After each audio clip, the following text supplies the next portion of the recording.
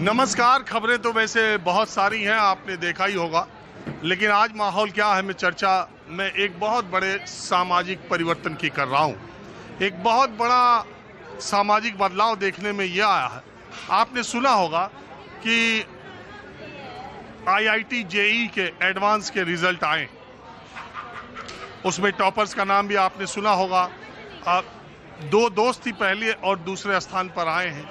ज़्यादातर टॉपर्स ने ये कहा है कि उन्होंने अपने पढ़ाई के दौरान सोशल मीडिया, फ़ोन से अपने आप को दूर रखा और कंसंट्रेटेड पढ़ाई की।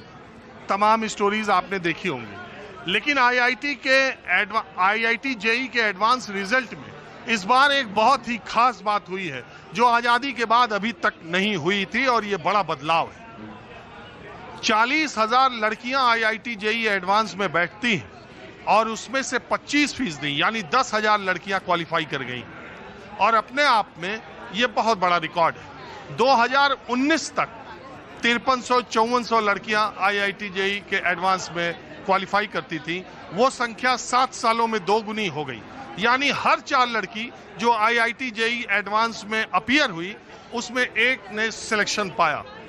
और इससे ये बदलाव पता चलता है कि लड़कियां जिन्हें पहले परंपरागत तौर पर मेडिकल के क्षेत्र में उनका ज़्यादा रुझान देखा जाता था, इंजीनियरिंग में लड़कियों का रुझान या झुकाव कम देखा जाता था, लेकिन अब वो दिन दूर नहीं जब लड़कियां इंजीनियरिंग में भी लड़कों को पटखनी दे देंगी।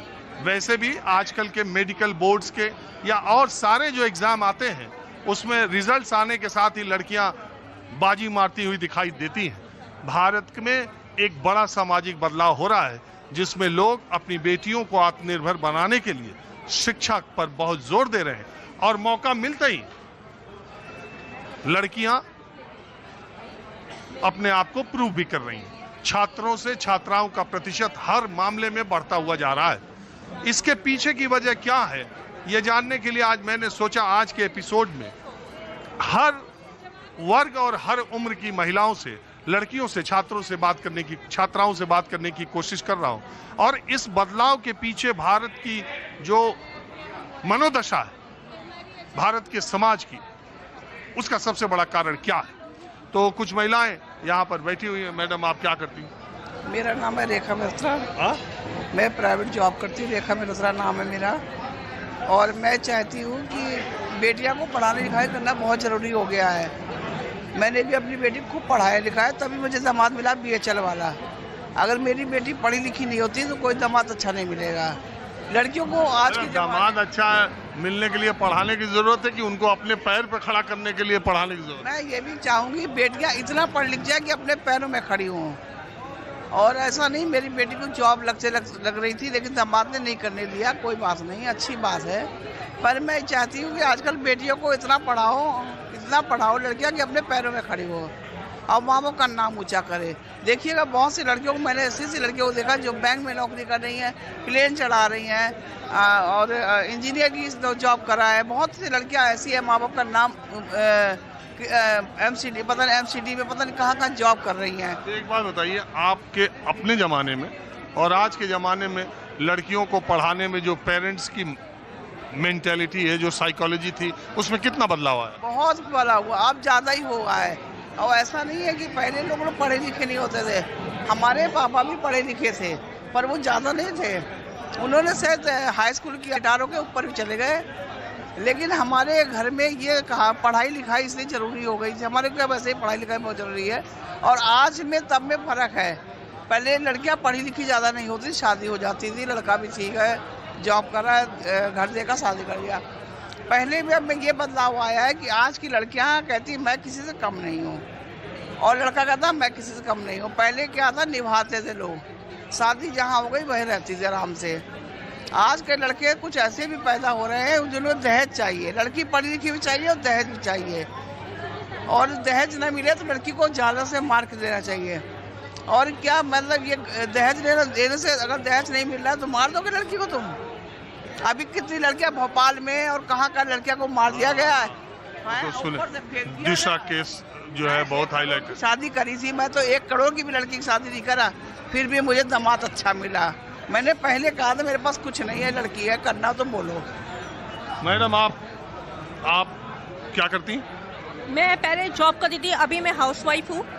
तो कुछ फैमिली की वजह से मुझे अपनी जॉब छोड़नी पड़ी। तो मैं आज ये बात कर रहा हूँ कि हिंदुस्तान के आम फैमिलीज़ में लड़कियों को पढ़ाई के प्रति लोगों में कितनी जागरूकता आई है। जो मैंने बताया कि पहली बार ऐसा हुआ है कि आईटी जेई में जो लड़कियां बैठी हैं वो 25% क्वालिफाई कर गई। पहले ये रेशियो 10-12%, 16% इससे ज़्यादा का नहीं हुआ करता था।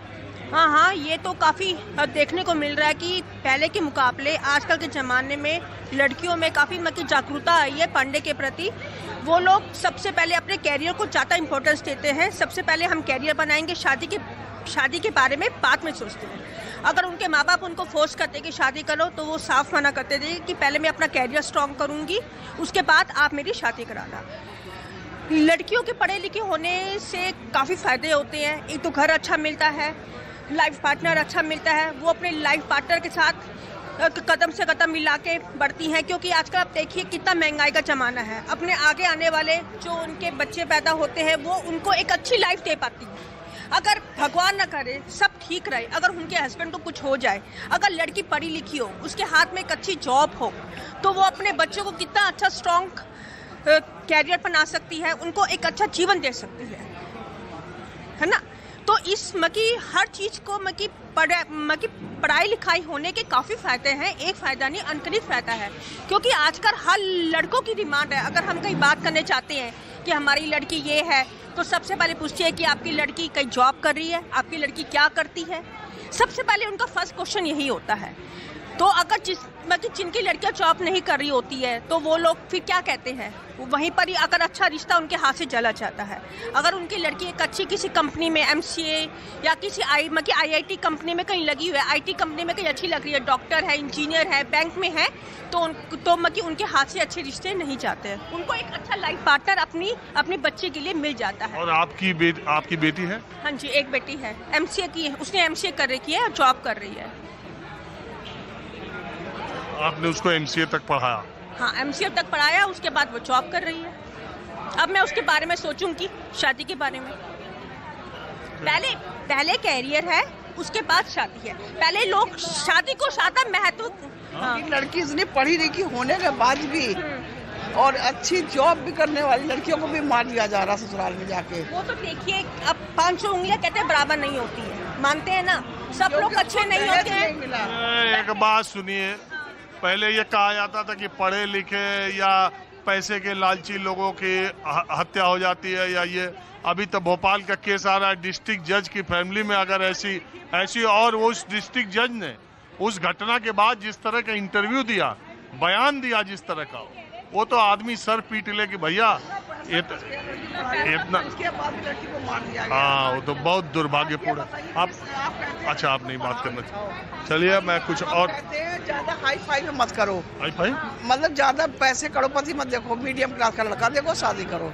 अरे शादी हमेशा बराबरी में होती है तो ज्यादा ठीक रहता है। चलिए, आप लोगों ने बात की, इसका बहुत शुक्रिया। अब जरा कुछ और लोगों से बात करते हैं।